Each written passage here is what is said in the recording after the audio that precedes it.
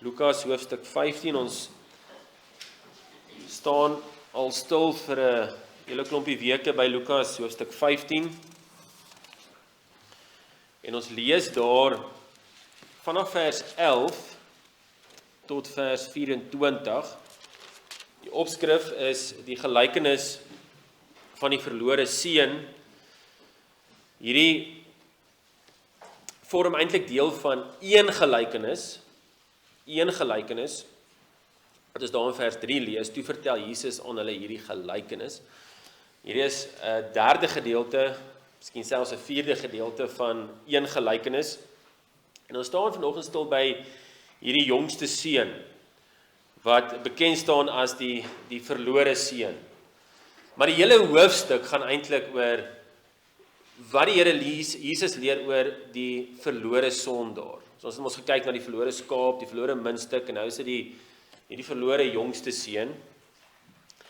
So kom ons lees vanaf vers 11 tot 24, Lukas 15. Hy het ook gesê, 'n man het 2 seuns gehad, en die jongste van hulle het vir sy vader gesê, Vader, gee my die deel van die eiendom wat my toekom, en hy het die goed tussen hulle verdeel. En nie baie dae daarna nie, het die jongste seun alles bymekaar gemaak en weggereis na 'n ver land. En daar het hy sy eiendom verkoos deur losbandig te lewe. En toe hy alles deurgebring het, kom daar 'n swaar hongersnood in daardie land. En hy het begin gebrek ly. Toe het hy hom by een van die burgers van daardie land gaan voeg, en die het hom in sy veld gestuur om varke op te pas. En hy het verlang om sy maag te vul met die pele wat die varke eet, en niemand het dit aan hom gegee nie. Maar hy het tot homself gekom en gesê, hoe baie huurlinge van my vader het oorvloed van brood, en ek vergaan van honger. Ek sal opstaan en na my vader gaan, en ek sal vir hom sê, Vader, ek het gesondig teen die hemel en voor u, en ek is nie meer werd om u seun genoem te word nie. Maak my soos een van u huurlinge. En hy het opgestaan en na sy vader gegaan, en toe hy nog ver was, het sy vader hom gesien, en innig jammer vir hom gevoel en gehardloop, en hom omhels en hartlik gesoen. En die seun sê vir hom, Vader, ek het gesondig teen die hemel en voor u, en ek is nie meer werd om u seun genoem te word nie. Maar die vader sê vir sy diensknegte, bring die beste kleed en trek hom dit aan, en gee 'n ring vir sy hand en skoene vir sy voete, en bring die vetgemaakte kalf en slag dit, en laat ons eet en vrolik wees, want hierdie seun van my was dood en het weer lewendig geword, en hy was verlore en is gevind, en hulle het begin vrolik word. Hierdie gelykenis is seker die bekendste gelykenis, en daar is al baie preke oor dit gelewer, baie preekreekse oor dit gelewer.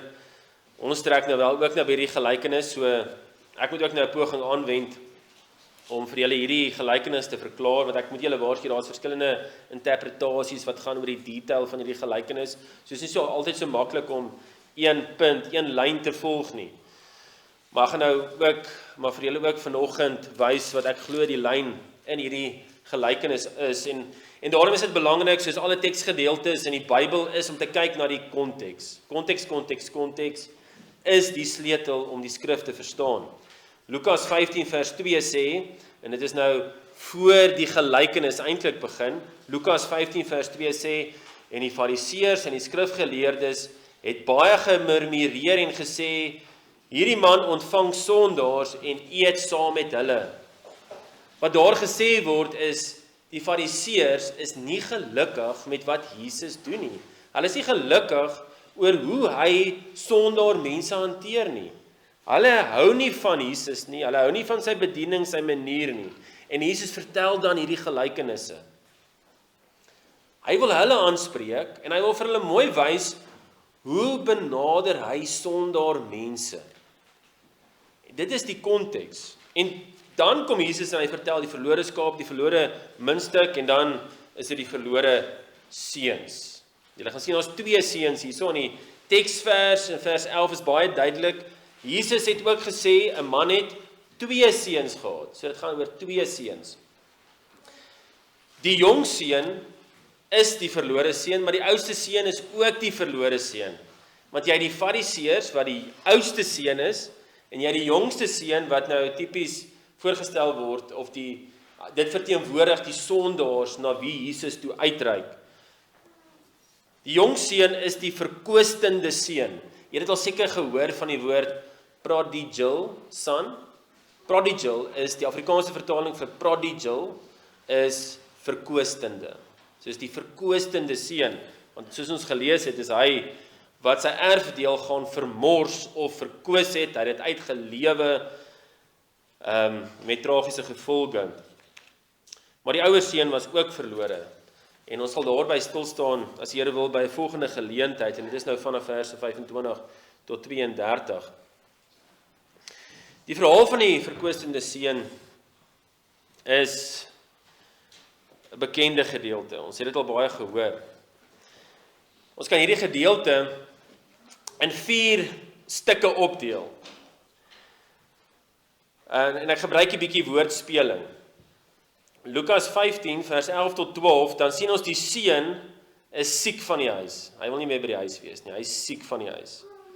In Lukas 15 vers 13 tot 16, dan sien ons net, hierdie seun is eenvoudig siek.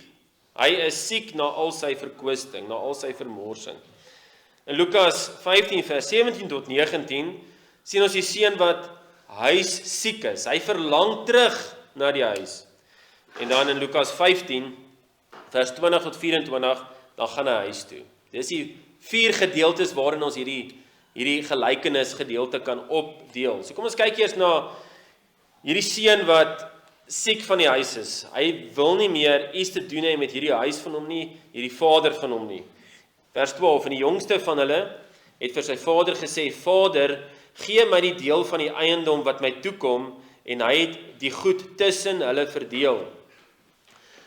Nou, as jy die eerste keer hierdie lees, dan dink jy maar net, die jongste seun het basies net vir sy pa gevra vir geld. Hy het vir sy pa gevra vir geld. Hy wil nou sy eie lewe bestuur, en hy wil geld hê, en miskien wil hy sy eie besigheid begin, of wat ook al, maar hy wil net nou sy erfdeel hê, sodat hy dit kan spandeer soos wat hy wil. Maar, hierdie versoek is baie meer onheilspellend, is baie meer boos, as wat dit op die oppervlakte voorgekom het. Wat hy eintlik hier sê is, hy kon nie wag dat sy pa doodgaan nie, en nou wil hy hê sy pa moet dood wees, want hy soek daai erfdeel. In Deuteronomium 21 vers 17, dan reël dit daar in die onder die Jode, onder die Israeliete, onder die kerkvolk van die Ou Testament, dan het gereël hoe werk die erfdeel. Dit sê in Deuteronomium 21 vers 17, hy moet die eersgeborene 'n dubbele deel gee van alles wat hy besit. So die pa, alles wat hy besit, moet hy 'n dubbele deel gee. So hoe dit gewerk het is, kom ons sê jy het 2 seuns, soos in hierdie geval, dan vat jy die erfdeel en jy deel dit in 2, dit is so, maar dan die oudste seun kry 2 keer hierdie jongste seun se gedeelte. So hy die jongste seun het 1 gedeelte, en dan kry die oudste seun 2 gedeeltes, so dan moet jy jou erfdeel in 3 verdeel, sodat die oudste seun 2 kan kry, en die jongste seun 1, want die oudste seun moet dubbel erf. Dis wat gedeel word deur Deuteronomium. So ons kan daaruit leer dat die seun vra toe eintlik vir 1/3 van hierdie pa se besittings. Nou die jong seun, hy het geweet hierdie gaan hom toekom wanneer sy pa doodgaan. Dit is amper soos wat jou ma vir jou sê, hier is 'n antieke tafeltjie, ek skryf jou naam op dit, en jy gaan dit kry as ek doodgaan. Dis basies hoe erfdeel gewerk het, en nog steeds eintlik in baie gevalle so werk. So jy het dit in effek, maar jy moet wag dat die persoon doodgaan. Wanneer dit omgaan na ek wil daai ding hê, nou wens ek dat die persoon wat dit vir my wil gee moet doodgaan, dan kom ons agter, is eintlik baie boos, en dit is wat die seun gesê het. Vir hom was sy vader, was sy pa, lewendig dood. Hy wil nie gehad het sy pa moet daar wees nie. Sy pa is eintlik in sy pad. Hy het die Vader geminag. Hy wou die dinge van die Vader hê, maar nie die Vader self nie. Hy het glad nie belang gestel in die Vader nie. Hy wou daai erfdeel hê. So in effek was hierdie seun verlore gewees nog voordat hy die huis verlaat het. Nou natuurlik is hierdie sonde ook maar by elkeen van ons teenwoordig as ons nou ons verhouding teenoor die Vader sien, in ons ontevredenheid en ondankbaarheid en ons omstandighede wys ons dat ons die dinge van God wil hê, maar nie God self nie. Ons kla oor ons Vader se sorg en vereis eintlik dat ons meer kry as wat hy tans vir ons gee. Selfs wanneer ons by die huis is, wil ons weg van God af hardloop. En ons weet, hierdie is van nature by ons teenwoordig. So ons sien 'n mate van dit wat ons het, baie duidelik by hierdie seun en hierdie verhaal. En natuurlik vertel Jesus hierdie gelykenis om die mense in te trek. Hulle assosieer in 'n klein of 'n meerdere mate met hierdie gelykenis. So verlore as wat hierdie seun by die huis was hy nog meer verlore toe hy uiteindelik die huis verlaat het. Nou is die volgende gedeelte waar ons sien hierdie seun is werklik verlore, hy is nou werklik siek. Hy is nie net siek van die huis nie, nou is hy werklik siek. En nie baie daarna nie, in vers 13, het die jongste seun alles bymekaar gemaak en weggereis na 'n ver land. En nou hierdie bymekaar gemaak beteken hy het daar erfdeel gevat, die besittings wat sy vader vir hom gegee het, die 1/3, en hy het dit in geld omgeskakel, muntstukke of wat ook al, en hy het homself reggemaak om homself te distansieer van daardie eiendom van sy pa. Hoekom skakel jy die goeders om in geld? Want jy wil nou iets anders te gaan doen met die geld. So hoekom wou hy van die huis af weggegaan het? Ons sien dit in die volgende verse, of ons sien dit in daai vers, is dat hy dit bymekaar gemaak, want hy wou weggereis het na 'n ver land. Hy wou uit die huis uit gegaan het. Hy wou weg van hierdie gemeenskap, van hierdie huis van sy vader af weggegaan het. Hy wou vir homself gelewe het. Hy wou nie meer onder gesag gewees het nie. Hy wou nie in 'n gemeenskap gewees het waar die ouens vir hom probeer vermaan en sorg as hy van die pad af sou gaan nie. Hy wou sy sondige begeertes uitlewe sonder hindernis en sonder skuldgevoel. Dis wat hy wou doen. Dis hoekom hy maak alles bymekaar en hy gaan ver weg waar niemand hom ken nie. Hy wou sy eie baas wees. Hier is natuurlik weer eens 'n prentjie van onsself. As ons weet, wanneer ons aan onsself oorgelaat word, dan wil ons onder God se gesagheid en ons wil in 'n ver land in sonde lewe. Want hierdie prentjie van die verlore seun wat uit die huis uit gaan en vir homself gaan lewe in sonde en dan uiteindelik in vernietiging. Dit gebeur oral oor die wêreld. Ons kry kinders, mense wat uit hulle huise, gemeenskappe, vriendskappe uitgaan, dit verlaat om hulle eie sondige begeertes uit te lewe. Hulle is eintlik wel verlore nog voor hulle die huis verlaat het, maar hulle moet gewoonlik die huis verlaat om so verlore te wees soos wat hulle wil wees. En ons weet al uit so baie verhale wat ons ken, wat die uiteinde van hierdie pad, noodwendige uiteinde van hierdie pad gaan wees.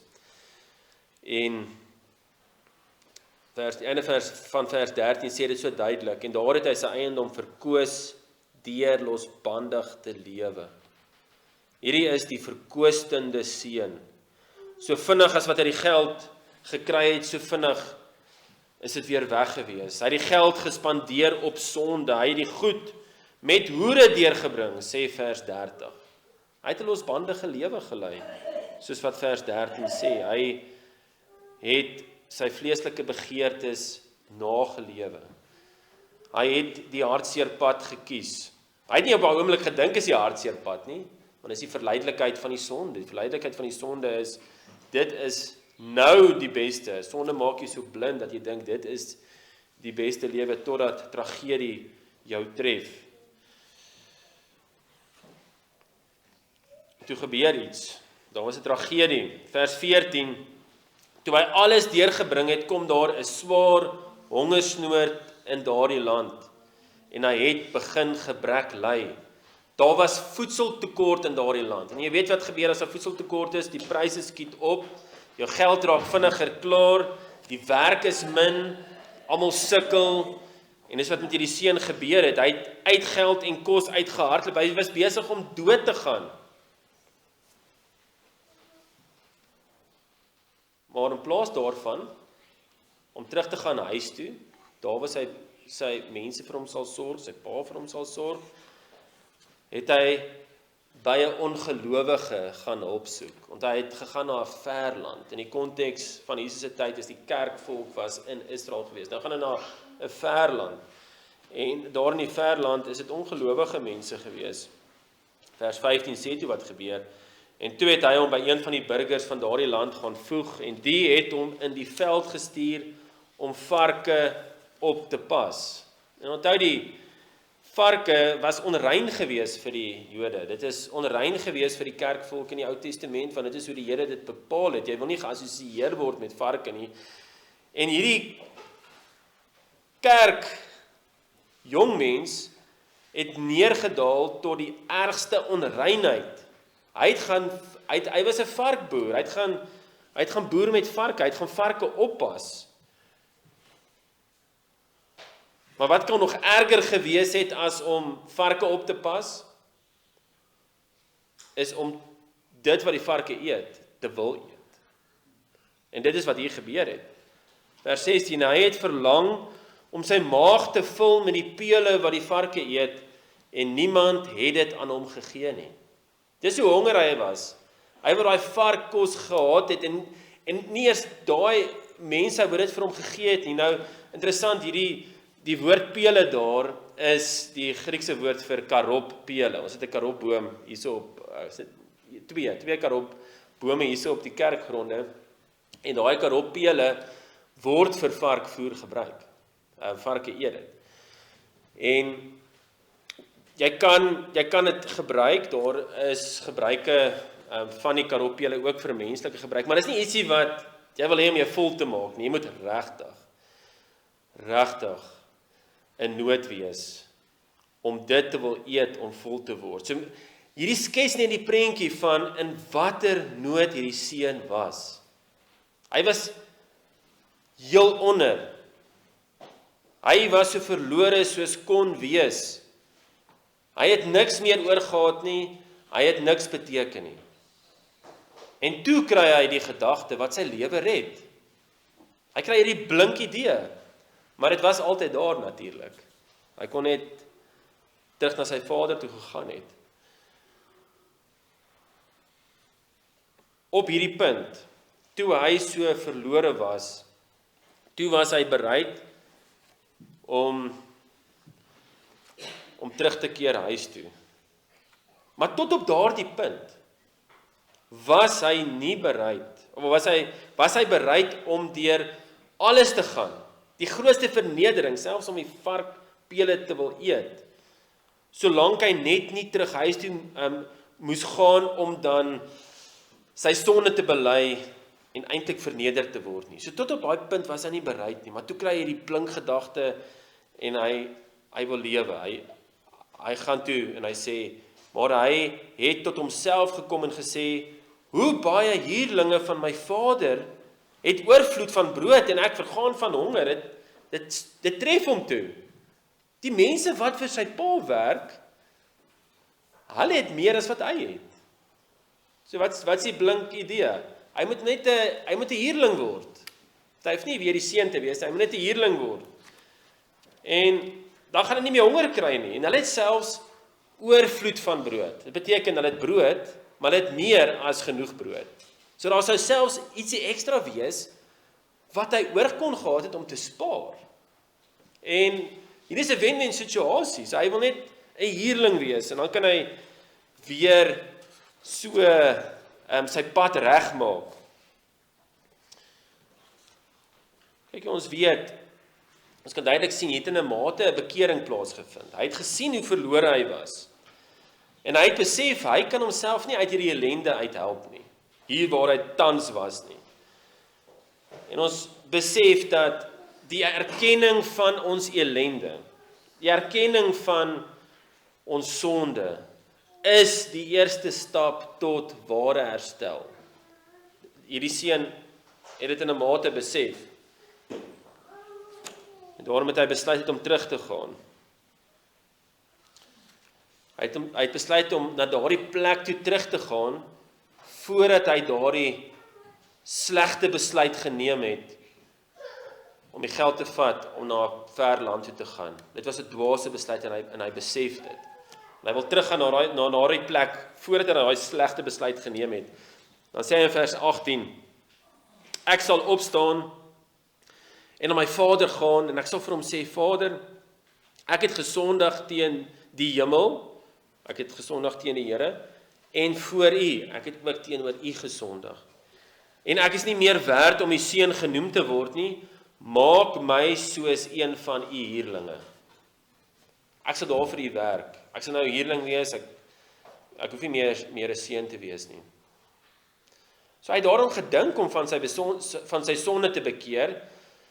Hy het begin dink, hoe gaan hy hierdie situasie benader? Want dit is vernederend, nou kom hy terug daar by die huis en nou moet hy erken, hy het al sy geld gemors en hy het 'n verkeerde besluit geneem. Is nooit lekker om te erken jy het 'n verkeerde besluit geneem nie.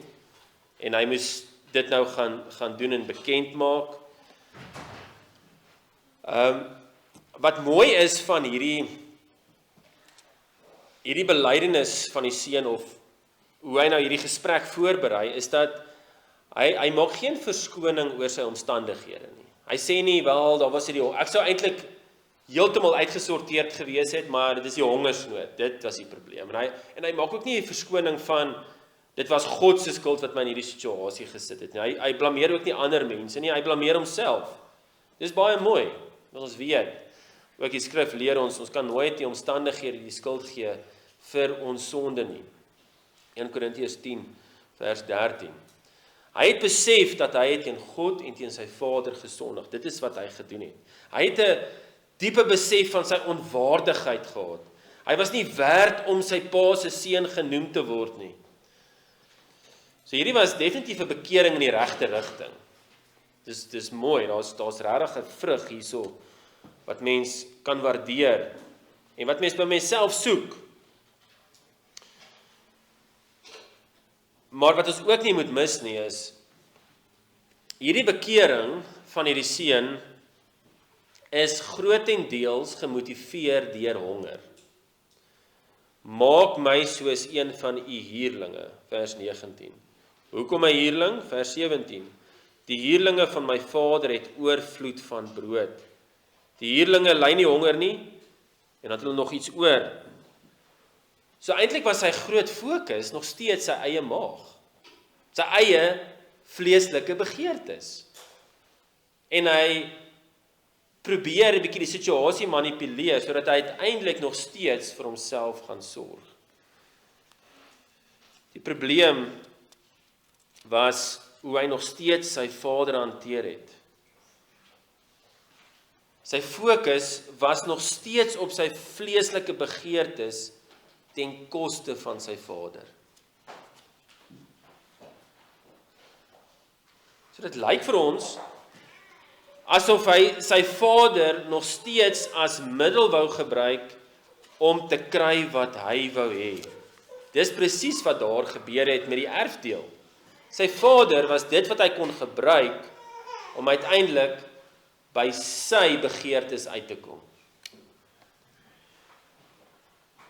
Waar sien ons hierdie tipe bekering in 'n ander gedeelte van die skrif? Ons sien dit by die Farao. Eksodus 10. Hoor gou Farao se woorde. Soos hy Moses inroep, Moses en Aaron inroep en sê, maar hy wil ontslaa raak van hierdie sprinkane, want hierdie plaag is net te erg. Dan sê hy in Eksodus 10 vers 16, Ek het gesondig teen die Here, julle God en teen julle, sê Farao. Maar hy het nie bekeer nie. Dit is 'n tipiese bekering tot die dood toe. Want Farao weet ons wat gebeur het daarna is, hy het toe net daarna weer gesê, hy gaan nie die Israeliete laat gaan nie, en hy het nog steeds in die rebelheid teen die Here gestaan, en die Here het nog plaag gestuur. Maar die punt is, dit lyk asof dit die hart agter die bekering was van hierdie jong seun. Hy het nie werklik bekering tot die lewe gehad op hierdie stadium nie.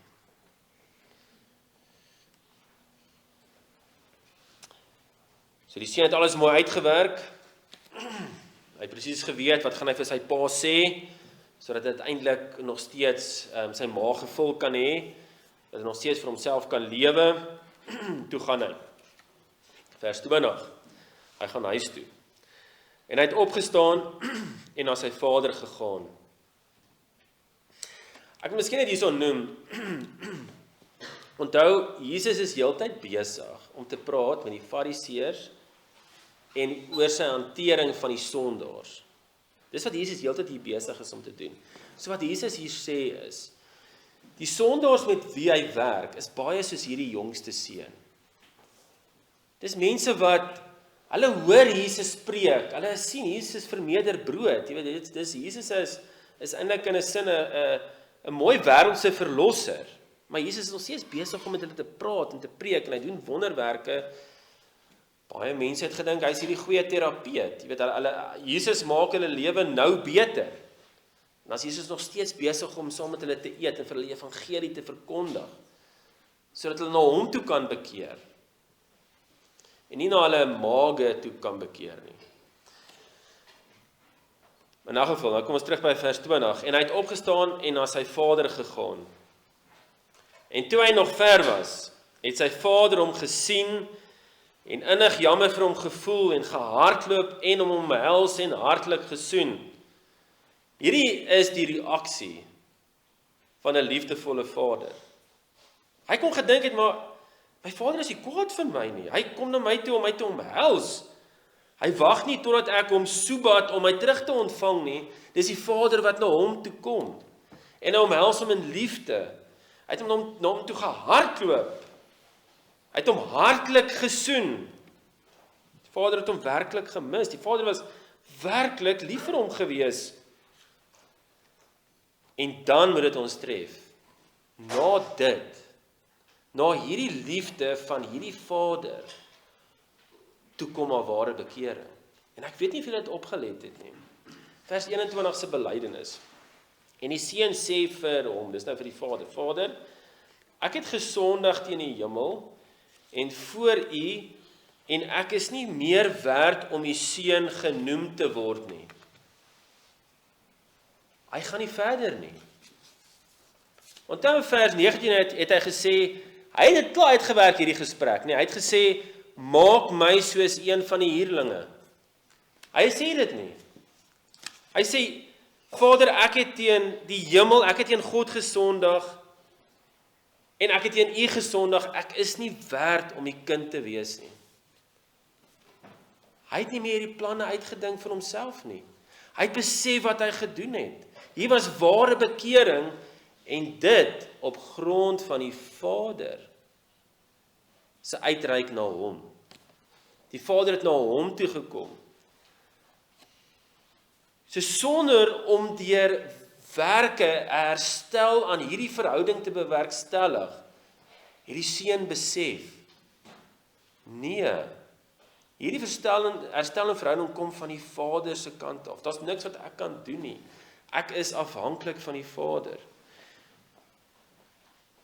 En toe is daar vreugde.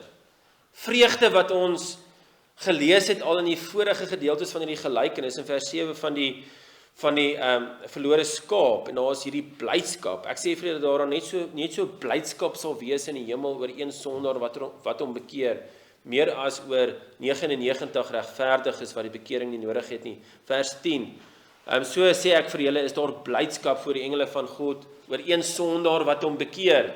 Toe sal blydskap, vers 22, 23 en 24. Maar die vader sê vir sy diensknegte, bring die beste kleed en trek hom dit aan en gee 'n ring vir sy hand en skoene vir sy voete, blydskap. Vers 23, en bring die vetgemaakte kalf en slag dit en laat ons eet en vrolik wees, want het werklike bekering gekom. Hy het nie probeer hierdie verhouding herstel op sy eie manier nie. Hy het sy sonde erken, hy het teen die Here gesondig en teen sy vader stop daar.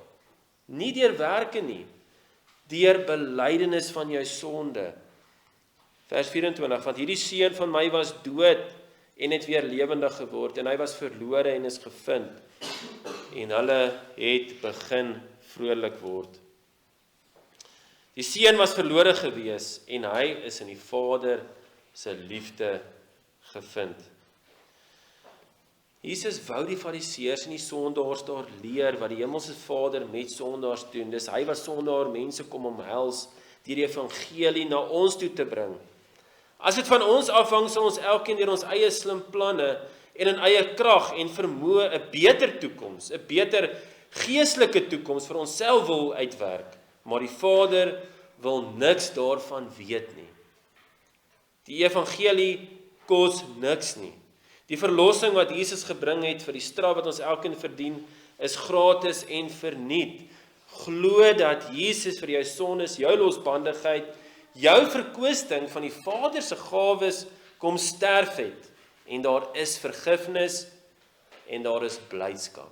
Dis die eenvoudige boodskap hier. Dis wat Jesus vir die fariseërs en vir ons wil leer vandag.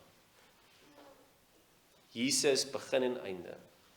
Bekeer na hom toe.